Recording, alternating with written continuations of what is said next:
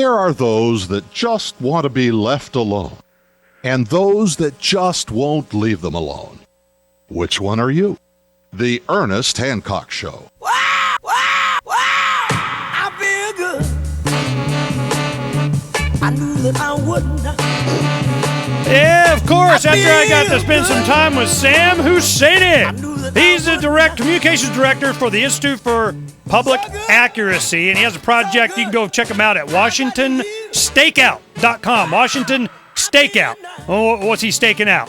Politicians, as they go in and they do their regular old pablum, blah, blah, blah, blah, blah, on some talk show. Well, he knows where the exit is. And he says, hello, how are you? Let's get some real questions in there and maybe some answers. Well, the answers that I want from Sam, seeing as how he's all tuned in and all, you know, I mean, if you think voting's going to make you free, you have not been paying attention. But the political theater is such, it's important enough that they're trying to manipulate the mind of the public anyway. So I'm like, all right, well, then we'll spike you. We go back at you. We'll give them what for. So I'm looking at how we're going to use this political process to out whatever it is they're doing. First, we got to know, what are they doing? They, them, those. Those that won't leave us alone. The R's and the D's, they'll sit there and scream about how they're going to rule you, but, oh, they intend to rule you. And what is the role that the Israel issue is going to come in? Because I remember when Obama and Hillary were the ones that look is going to be one of them, man, they were both racing to see how many rings they could kiss at AIPAC. And, you know, it's no different for the Republicans, heck, especially. So I'm just wondering, are we really going to get a difference? You know, this change that Obama promised, he came in, it was the same thing. It's more of the same thing. So what do you think is going to happen? How is Israel going to play in the 2012 cycle? Absolutely. I think Israel is one of the key issues that both the Democratic and Republican Party establishments are totally behind. And they're behind it with an enthusiasm and just, you know, and explicitly in a way that sort of dwarfs how they, you know, collude on all these other issues, like the Wall Street bailouts, restrictions on civil liberties. You got, you know, they're trying to block the Patriot Act from getting reauthorized here.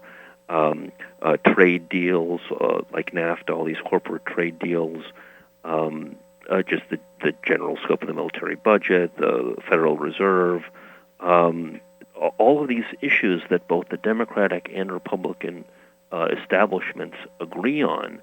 And I think that, you know, in a weird way, like a large part of their so-called base that they, you know, just abuse and manipulate into continuing the system as it stands, are opposed to those things, sometimes for different reasons, but they come down on the same side. So you got somebody like Ron Paul or Dennis Kucinich.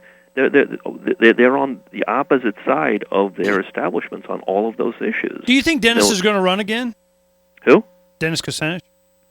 I'm not sure. I mean, last I heard, he's looking for a district. He didn't set up a base the same way, you know, a real following the same way that Ron Paul was able to do.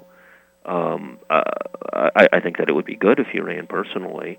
Somebody needs to be challenged. You know, I was on during the Levolution days when we were traveling around supporting that. I was on the Air America affiliate here in Phoenix, and of course I'm their token libertarian, you know, out there giving them what for. And what happened was the progressives, they were heavy behind Kucinich. They really had a lot of respect for the fact that he was principled from their perspective and consistent. Oh my goodness, what about that? Mm-hmm. And so there, you know, you hear this old third party, you know, you need to have Kucinich and Ron Paul run together. And I just don't see that happening because they're just so fundamentally different on a lot of things. But, you know, Dr. Paul, he's, you know, here we go again. And I look at it, hey, man, it's a 2012 speaking tour, right on. You know, let's go we had our magazine, he's going to be one of the lead articles. You know, here comes Ron. So I know the power behind the people that support him is not because of some cult of personality or all these 23-year-olds love 75-year-olds. I'm not, you know, it's not that. It's the message. Mm-hmm. They get it. And I'm just, how is that not embraced by even the opposition inside the Republican Party that just want numbers, that just want to win? You come out and you see Dr. Paul beating Obama, and they're like, yeah, but you're assuming Obama's not the guy we want. Right. Yeah, no, I think that, I mean, there are so many layers to this. I mean, do they really want to win, or do they just want to maintain an establishment? Of course they want to maintain the establishment. I think that's part of it. Or do they think that, if they do put, Ron Paul and they do that, well, what's the media going to do to that? Media is going to relentlessly attack. They did last time. That's what made the street action so amplified. It was just the injustice. People were just so PO'd, going, really? We're going to put a sign on every freaking overpass on the freeway. Now what are you going to do? What are you going to do now? What are you going to do? Ignore the media that ignores the truth. I mean, we had those signs. You just want to slap them. So now I'm looking at this cycle coming in. You have to ask, who controls the media? Israel. Well, I mean, a very pro-Israeli corporate media. That's all. I mean, they come down hard, on a lot of things. I mean, you're a crazed wacko if you were opposed to NAFTA. You are going to cause the apocalypse if you didn't bail out the Wall Street banks. You were a lunatic if you thought that Iraq didn't have weapons of mass destruction. They'll mock anybody who stands. I think there's a lot of agenda building there. Well, from your perspective in Washington, are you seeing the inroads? Is there a crack? Are they? You got Judge Napolitano and Stossel on Fox. Oh my goodness, how the heck that happened? It's because they're recognizing the trend. They're just trying to maintain their legitimacy. So who has legitimacy in Washington and media? I mean, did I give it to Fox because they got Judge Napolitano up there? I mean, come on. Right. No, I think that the media recognize that they've largely lost a lot of legitimacy, and that's part of the reason that a lot of people are fleeing to the internet or finding serious independent sources of news. Well, tell me about what you do. The communications director for Institute for Public Accuracy. You provide us a lot of information. You're one of the big sources of interviews that we do for a lot of people, and I seek out the left because we agree on a lot of the big issues. It's just methods or who we're going to rob to do it or what role we're going to give the government. But I want to hear about what it is that you guys do at the Institute. Well, we find analysts and academics and activists on different issues, put them out in what we hope is a really timely way, and that information becomes useful to the public, but especially to producers and shows like yours that are willing to listen to something beyond the conventional wisdom that's caused so much damage. But I want to really flesh out because I'm fascinated by what you've done, Ernie. But in terms of if you can get the Kucinich and the Ron Paul people to break out of this, I mean, imagine a president. Okay, I mean, Ron Paul and Dennis Kucinich disagree on a fair number of things, but I think that some of those things are actually illusionary, and even the things that aren't illusionary, can we put them aside for 4 years? Can we make a run to say, look, elect us and we'll get rid of the Federal Reserve, end the Wall Street bailouts, rejigger U.S. foreign policy, and fix all of these civil liberties problems? That's a hell of a lot to do in 4 years.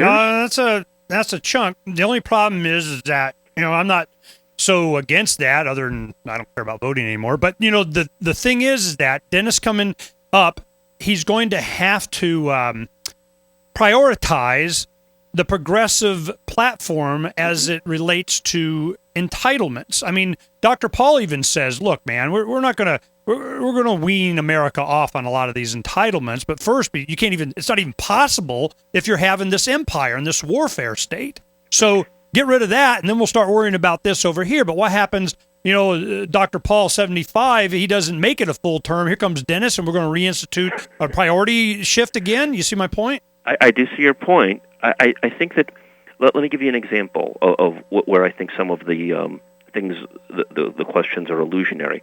I'm sure I haven't even looked into this, but I'm sure that they disagree on immigration policy, right? Dr. Paul is, he's a freedom-oriented individual. But I think that both Kucinich and Ron Paul would say that the immigration crisis is largely caused by trade policy. Absolutely. So if we fix the trade policy, then things that we seem to disagree about go away. Dr. Paul has said that. Look, the Hispanics and the immigrants are becoming a scapegoat for a deeper problem. This is not about, it's only... And the drug problem. Yeah, exactly. Yeah, I know. Dennis and they had a lot of overlap, and I certainly don't see them as enemies. But I tell you where the enemy is.